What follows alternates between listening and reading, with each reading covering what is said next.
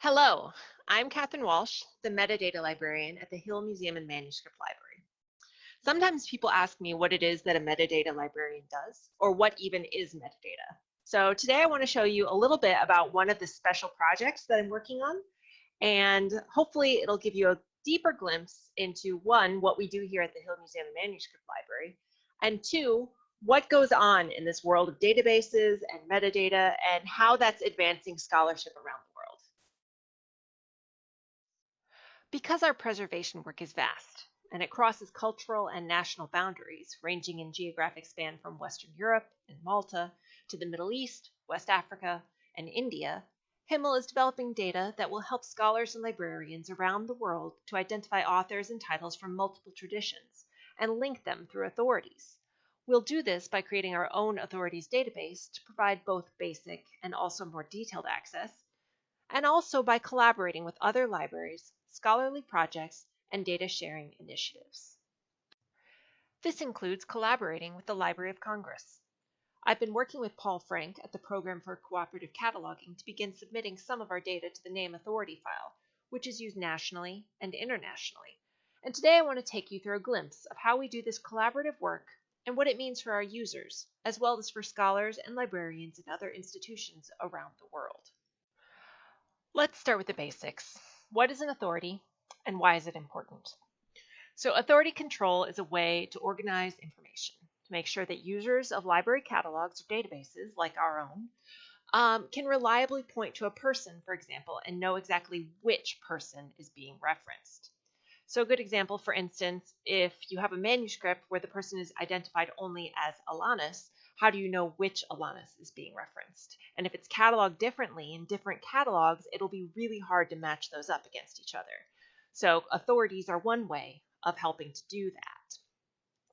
So catalogers assign each person, creative work, or geographic entity, for example, a unique identifier that's used consistently, uniquely, and unambiguously every time that same subject is referenced. This helps mitigate the variations that can happen in spelling, transliterations, and name usage across time or language. The benefits? Well, here are just a few. It can make it easier to research, especially cross-culturally, and it makes searching for the information you need easier and more predictable. 2, it enables links between works and institutions, allowing for better sharing of data and learning. And 3, it makes cataloging more efficient, consistent, and error-free. So we use authorities at HMML to distinctly identify authors of works. Here is an example. Usually by a preferred name and the dates associated with the person. This enables easier grouping of works for a researcher, thus increasing access, and it makes it easier to tell the difference between authors with similar names. So, for instance, here is an author, an associated name with this manuscript, Suyuti. If we click on this link, it takes us to a whole range of manuscripts that are associated with them. All right. One of the biggest benefits of authorities is that they are shared. The more people who use an authority system, the more reliable information becomes, and the easier it is to recognize that works across collections are connected. That's why we're careful in HMML to incorporate a Library of Congress or VIAF link for each individual with an authority outside of our system. So here's an example, again, of Suyuti. We can see that he's got a Library of Congress link and a VIAF link. For instance, the VIAF link will take us to his record in VIAF, and we can see this is used by libraries around the world. But some names lack those links. Why? Because we have established authorities for them, but no one had previously done so. That's what's so great about this NEH project. Not only are we cataloging works from understudied traditions, because of the NEH grant, we're going to enable others with examples of those works to link them to ours. Here's how we're starting on the first step of that process through our collaboration with the Library of Congress.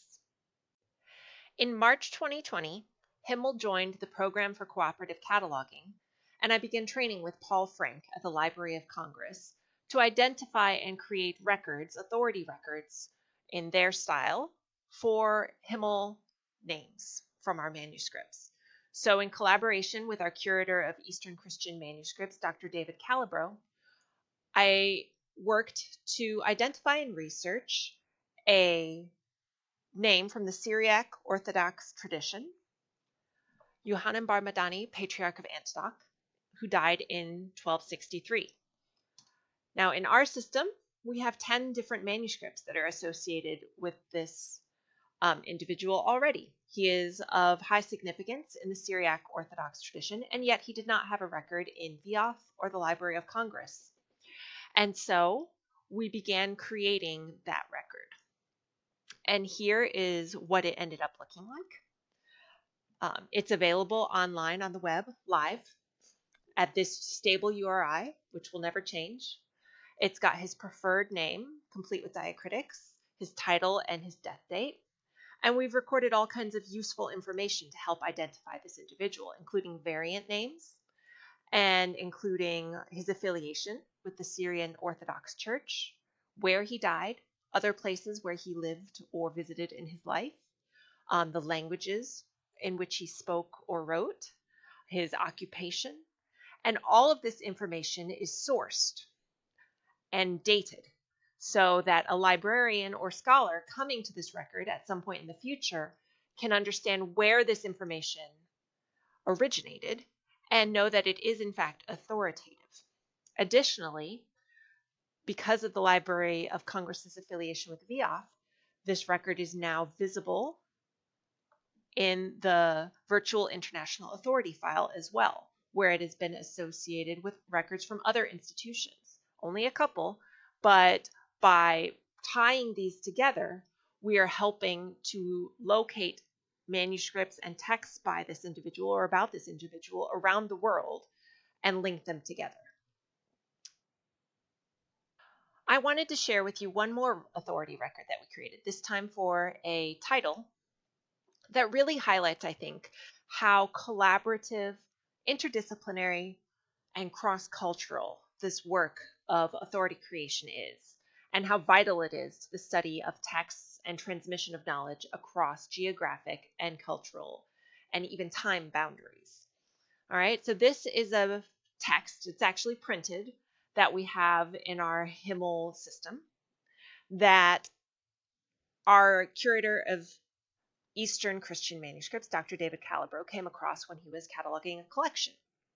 Now, this work only had Arabic text, all right, and it identified itself, but he wasn't entirely sure what the original text was that it was referencing. So we decided to create an authority record. He submitted this, and another curator came in, our curator, Dr. Daniel Gulo, who specializes in Western manuscripts, among other things, and he did some research, found original publication information for this, a publication history, and we created a record, this record, for Johan Herman Janssens, who was actually from Belgium, and he originally wrote this work in Latin, Hermeneutica Sacra. This was later translated into French. Here's another version of it. And much later, it was translated into Arabic, the record that you've seen in VHML. And now, because of this cross-cultural, interdisciplinary research that we have done, we have linked these texts from collections around the world and identified them as the same work. And we can consider the transmission of this text across geography and how it might have influenced the cultural exchange and influenced scholarship in those regions. And for instance, this individual, Johan Herman Janssens, was only identified originally on that printed text in Arabic as Johanna Janssen. This is a transliteration of the name in Arabic. And this shows you sort of how important it is to have these authorities that identify people, that link them together, and that bring works together across divides. And it shows how collaborative it is at HMML. We had many different curators who weighed in on this and used their expertise to identify the work. HMML will continue to establish new authorities based on original cataloging and thorough historical research by our team of highly skilled curators and catalogers. We will then make these records public through our own highly searchable authority database, still in development, and by working with partner institutions like the Library of Congress to integrate that work with systems already in place. Thank you so much for spending a little time with me in the world of metadata.